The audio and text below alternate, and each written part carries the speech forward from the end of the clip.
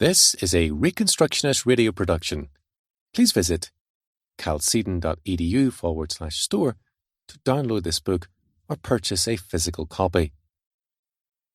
Intellectual Schizophrenia, Culture, Crisis and Education by Rosus J. Rushdoony.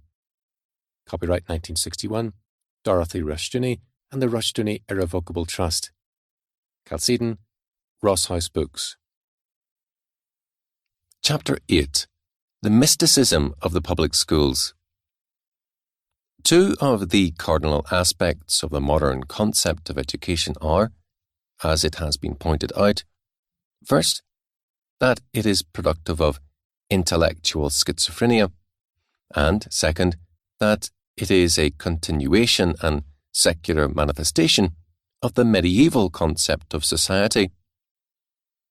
It should be noted that schizophrenia is an especially prevalent psychosis in this era, constituting a large portion of the mental sickness under treatment.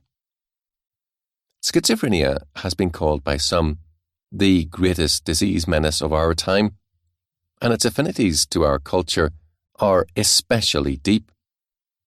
For this reason, it is even, in serious cases often, and in milder forms constantly, not readily noticed by the general population.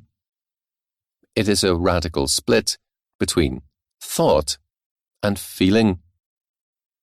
It is productive of fantasy rather than action, involves a withdrawal from reality, as witnessed culturally the withdrawal of modern philosophers of the logico-analytic school, and is often characterized also by a studied rebellion against mental health. Strecker has quoted with disagreement the gloomy remark of, quote, an able psychiatrist, end quote, quote, I never knew a schizophrenic patient who could not get well, and yet I never knew one who did, end quote. This observation has some merit in that it catches the negative orientation of schizophrenia. It has as studied a love of unity in fantasy as it has a rejection of unity in reality. This is especially characteristic of the cultural schizophrenia of our day, with its world-embracing fantasies of unity, combined with the reality of disunity, not only within the society and the family, but also within the mind of man. The secularized medievalism of education is an aspect of this sickness. Medieval cartographers, in drawing maps, placed Jerusalem in the centre and made the map circular, thus making it the hub, pivot, and heart of all humanity. Brought up to date, the ideal was that the whole of Europe, and, in effect, the known and contingent world, were to be made one city, the true Jerusalem, made visible. Otto I, in re-establishing the Roman Empire in terms of this concept, is represented as the bearer of this concept on a liturgical vessel with the inscription, quote, Jerusalem visio pacis, end quote. All society was to be an incarnation of a universal and supernatural reality. Hence, unity was the basic premise, whether under the empire or under the church. The question, as it developed, was as to the institutional manifestation and control of that order. The Protestant reformers began their work under the influence of that same concept, but rapidly gave priority to truth above unity, and as the only true ground of unity. Truth being divisive, society rapidly became pluralistic. The Enlightenment, however, had its own version of the medieval faith and its own conception of the heavenly city, a dream no less evident in Karl Marx, in the champions of world democracy, and in the one-world state idea. The modern concept of education is an affirmation of this faith, and for all its protestations, is anti-pluralistic and believes in a secular Jerusalem whose priests are educators. A public school education is deemed culturally necessary in order that the child might participate in the ethos of that order and become one with it. In essence, the contemporary goal of education is mysticism, secular and naturalistic, but nonetheless mysticism. God, Tao, and Brahma have been replaced by the mystical group, and the purpose of education is to develop group experience and sensitivity. We are told that conservatives, being, quote, largely uninformed as to the real objectives of education in a democracy, end quote, consider the essentials to be frills, while the non-essentials in the curriculum having, quote, the weight of tradition behind them, end quote, are defended, whereas they are the true frills.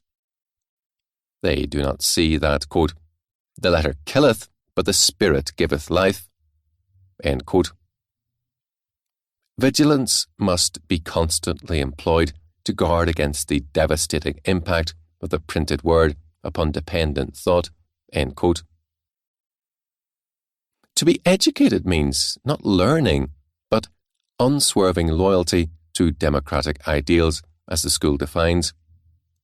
Quote, the entire curriculum, the entire life of the school, in fact, should be a youthful experience in democratic living, quickening social inventiveness and agitating the social conscience.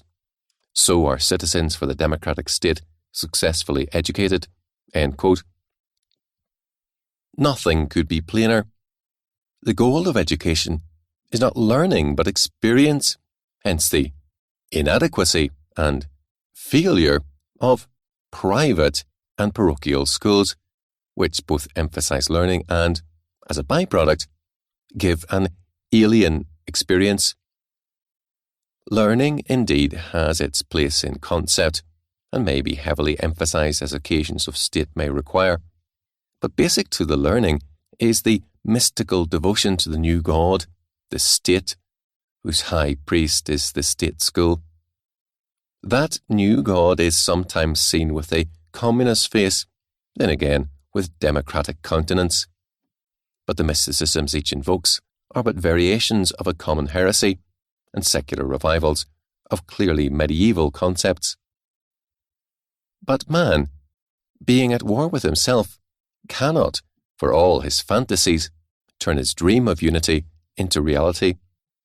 The more zealously he pursues the fantasy, the more radical will his collapse become. His pursuit of the experience is a love of death, Proverbs 8:36, and has as its harbinger acute and chronic anxiety. And because of his schizophrenic disassociation, his anxiety is no warning of present danger, but a phantom born of flight.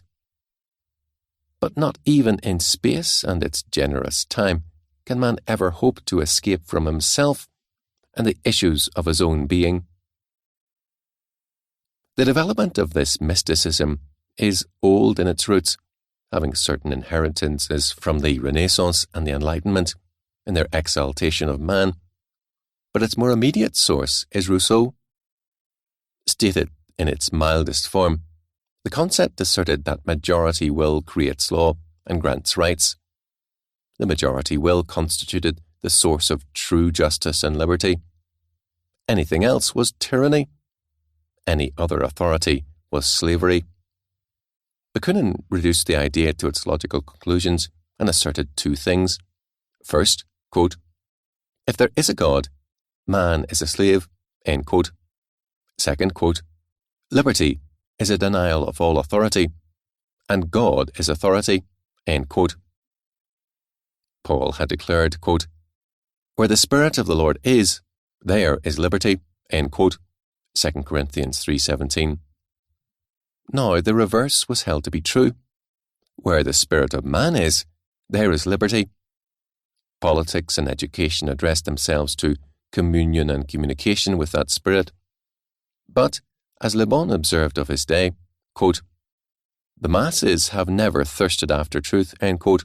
Quote, it is not the lead of liberty, but of servitude that is always predominant in the soul of the crowd. They are so bent on obedience that they instinctively submit to whoever declares himself their master. End quote.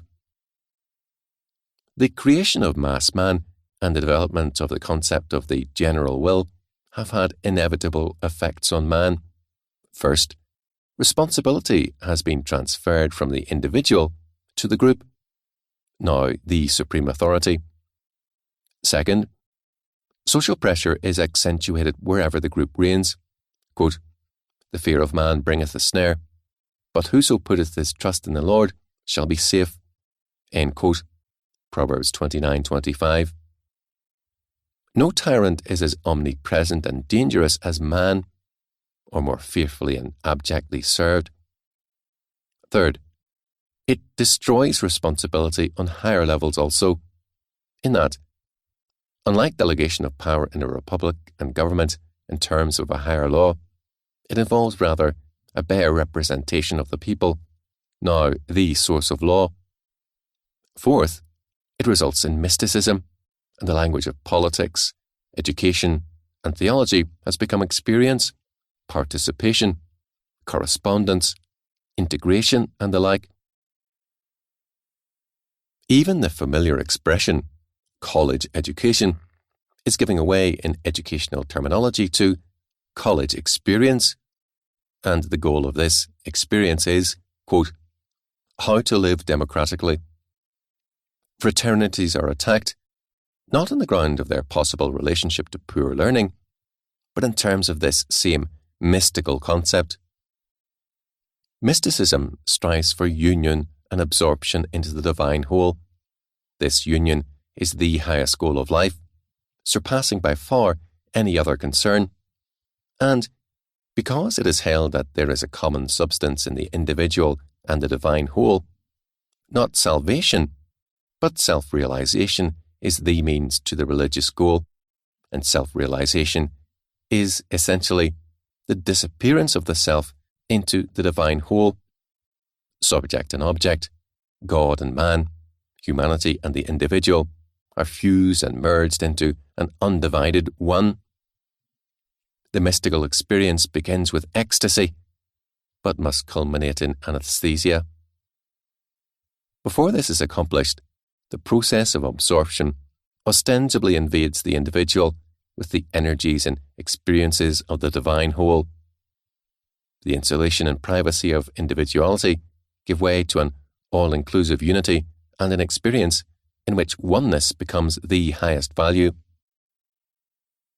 By a slight alteration and modernization of terminology, this description of mysticism can be altered into a description of contemporary educational goals and the concept of the educational experience as democratic living.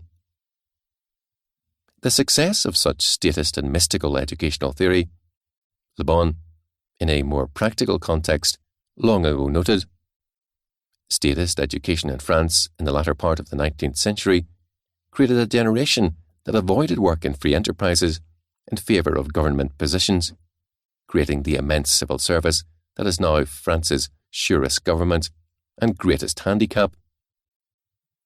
The educational preparation was not in terms of self-direction and independent action, but in terms of state functions and with, quote, "a superstitious confidence in the state, whom it regards as a sort of providence," end quote. The result was, practically, a growing correlation, in view of this kind of instruction, between the increase of such education and criminality. Le Bon could accuse this educational theory with transforming, quote, "the majority of those who have undergone it into enemies of society." But this is to simplify unduly the problem. As we have seen, the religious presuppositions of modern man, which underlie both pupil and school, make both culpable and both victims alike of a deadly faith. This mysticism sees its God as beyond law. The individual can go bankrupt, but the state will always have an answer that will override the old economic realities. Hence, more power to the state. Problems become difficult for the individual, but the state has a higher wisdom whereby it can deal with all situations. If the state falters or fails, it is only because the wrong combinations of men guide it, and a reshuffling is believed to be the answer to the problem, not any question as to the inadequacy of statism. Medieval man never revealed so intense and zealous faith as does modern man in his devotion to the cult of the state. Because the modern concept of education is a religious faith, it will, increasingly, be hostile to all non-statist forms of education, in that they separate the individual from the ineffable experience it alone can give. Thus, an increasingly bitter struggle will be waged against all enemies, to use an NEA term, of the public school.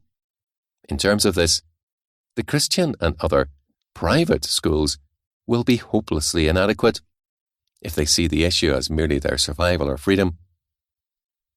It is a holy or religious war that is waged against them, and the issue can only be resolved as revitalized Orthodox Christianity faces the implications of its faith and develops them consistently in terms of the whole of life. This cannot be done in terms of a new medievalism or any nostalgia for past forms, nor by an evasion of the fact of epistemological pluralism, for such an unrealistic attitude leads to attempts to recreate the past instead of recognizing the failures of the present. On the other hand, there can be no retreat into a permanent remnant concept, because the biblical concept of the kingdom forbids it. Moreover, the transcendent unity of God's kingdom is such that it includes even the wrath of man and makes all things serve his sovereign and omnipotent purpose.